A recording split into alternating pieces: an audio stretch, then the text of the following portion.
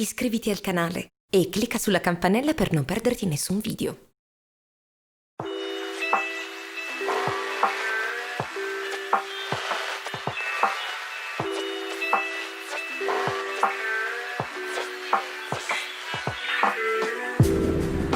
Siamo appena arrivati a Gardone Riviera. La temperatura è perfetta.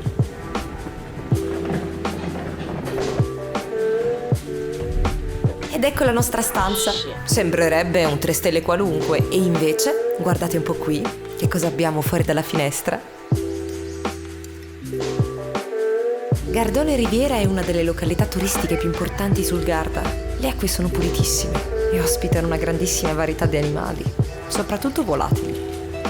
C'è il profumo di fiori, ulivi e di agrumeti. Quando io e mia sorella siamo entrate in questa villa fatiscente, molto antica, non avevamo assolutamente idea di che cosa fosse. Poi abbiamo fatto un po' di indagini e abbiamo scoperto che il nome era Rimbalzello. Alla fine dell'Ottocento si chiamava Villa Norsa. Fu Gabriele D'Annunzio a dare il nome Rimbalzello, osservando il suo traduttore francese Doderé lanciare in acqua dei sassolini, che appunto rimbalzavano. Nel 1913 fu acquistata dalla nobildonna francese Madame Marguerite d'Espagne, che tra l'altro diventerà amica di D'Annunzio. Ma arrivò un momento in cui Madame cominciò a pensare di vendere la proprietà. D'Annunzio stesso avrebbe espresso il desiderio di acquistare proprio la struttura, però in seguito fu ceduto e nel corso degli anni ebbe tantissimi passaggi di proprietà, diventando un locale notturno molto frequentato. Fallì anche quello. E ora dei giovani investitori hanno preso in mano il progetto di riqualifica. Vedremo che cosa diventerà.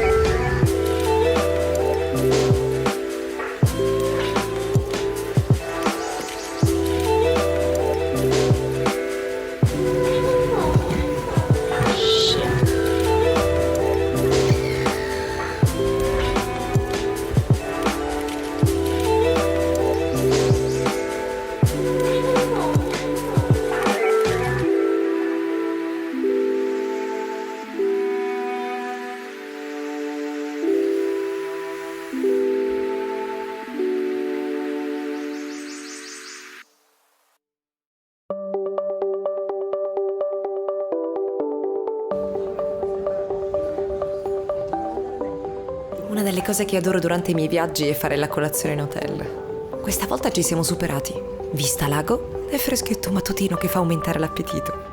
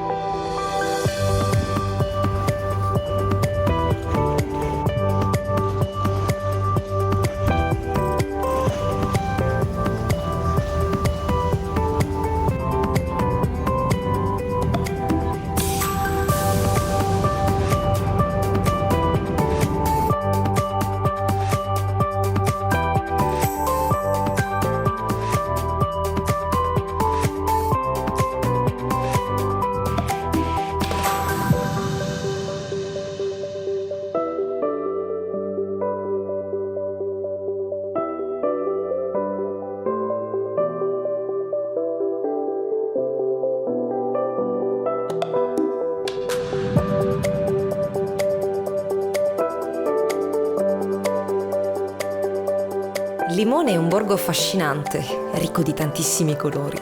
È famosa per la coltivazione degli agrumi, soprattutto dei limoni.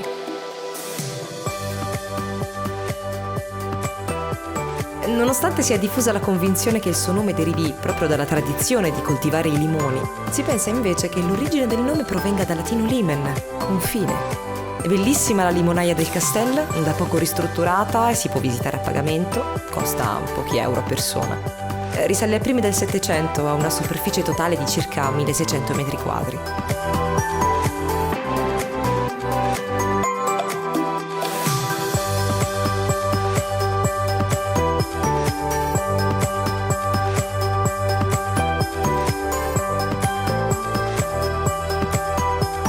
Se Si seguono delle indicazioni e si percorre poi una stretta strada.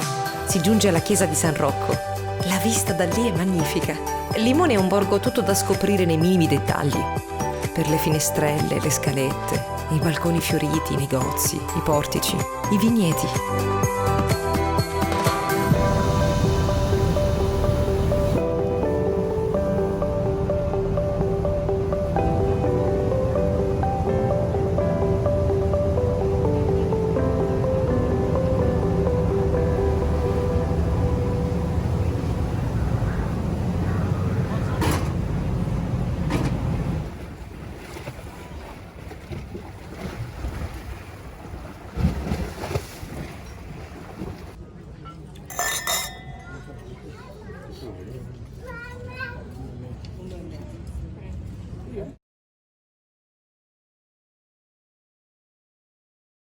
Parlerei per ore del Vittoriale e del pensiero di D'Annunzio, ma cercherò di essere breve.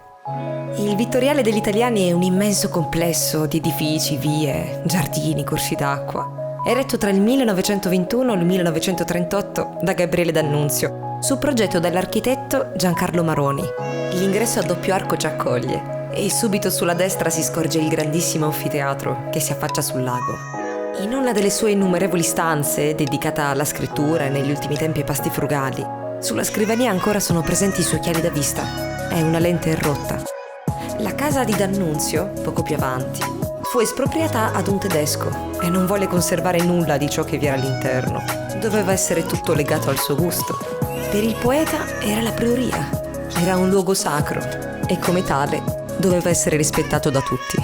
Non saprei dire quale sia la mia stanza preferita. Forse è quella delle reliquie sacre e profane, dove il poeta aveva conservato il volante di un suo carissimo amico, morto nell'impresa di superare un record di velocità nelle acque di un lago inglese.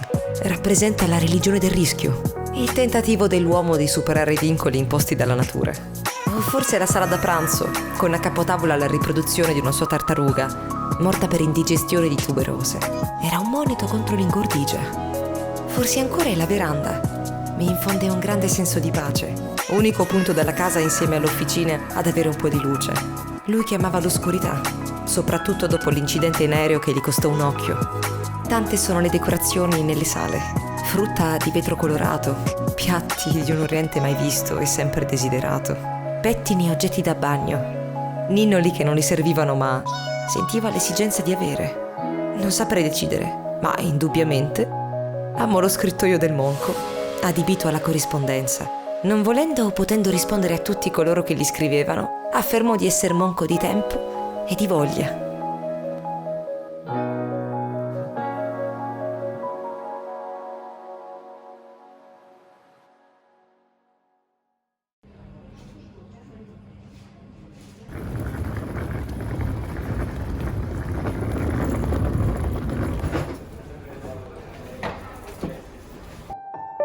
L'ultima tappa del nostro viaggio è Far San Martino, in provincia di Chieti, alle falde del massiccio della Maiella, luogo dove si può tornare a respirare e riposare dopo gli stress della città. Da quando ero piccolina vengo qui con la mia famiglia, ormai è casa. Devo ancora capire perché questo è così, cioè ci avanza.